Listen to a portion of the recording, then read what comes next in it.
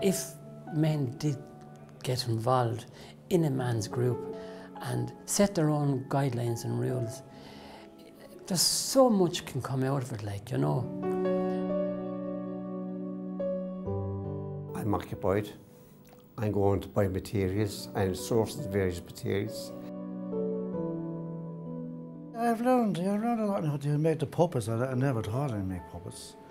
You know, I learned a bit of creative writing with him, and then anything I get involved in, while I contribute something myself, I'm also learning in the process. Respond Housing are a national social housing organisation with approximately 5,800 houses, providing housing for families and older people, people with specific needs. And in all of our estates throughout the country, we have a strong record in community education and activation for older people.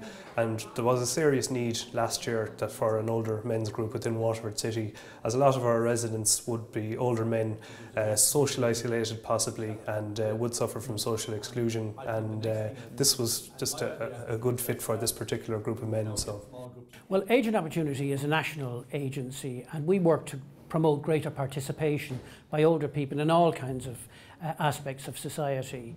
And this programme, Get Vocal, is about raising the voice of older people in society around various issues. And in this particular programme, we're delighted to be able to encourage the voice of men, particularly older men, and their experiences. The years of drinking have taken their toll. Life is becoming unbearable for John. Oh my God, how did I get here? We brainstormed with a group of men about issues that affect men. So what came up were depression, suicide, loneliness, anger, financial issues, addiction in forms of gambling, and there were sexual issues as well. So that's where we got our basic ideas in the beginning. He sits in a broken chair with a board under the cushion to stop him from falling through the hole. He has only himself for company.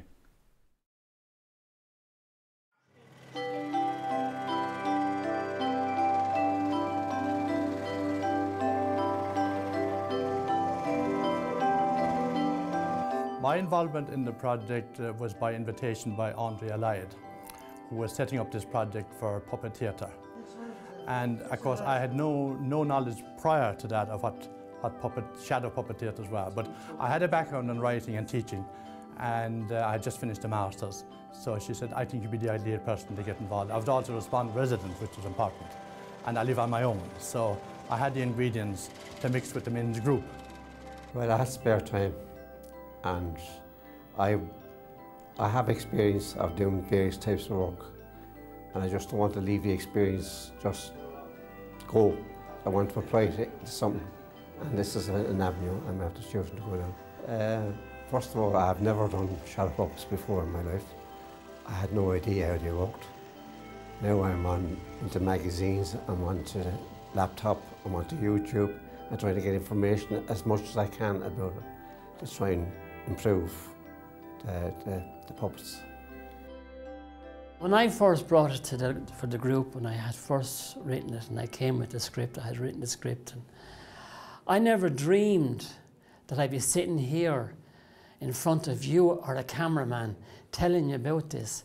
It was never ever dreamed that it would go as far as this, that so many people, important people of different organisations in the country would come and see it. John stumbles through the streets. Deep down he knows where he is going. The rain drips on his face, but he is oblivious. He feels nothing now. What you see on the screen is part of my life. I have left my life go out into the public. That was never fiction. That was part of my life. There is nothing stopping him now. At last he is going to find the peace he longs for. He is startled by the angelic form of a woman emerging from the mist. Good night, John. He is awakened from his stupor and suddenly realizes that this woman will be the last person ever to see him alive. There's a massive amount of stuff behind that loneliness play, like, and it was very hard to leave it. But I thought about it, I gave a great thought, and so I decided then, well, if it helps, I can't talk to people, I can't be talking to men's groups and still not do something myself.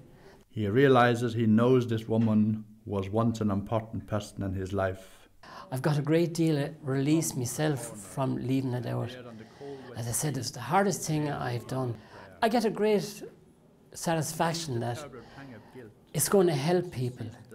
You know, like, it's going to help people out there. And if it helps one or two, grand. Thank God you came back. Mary clasped John's hand. I can't imagine how you feel. You need help.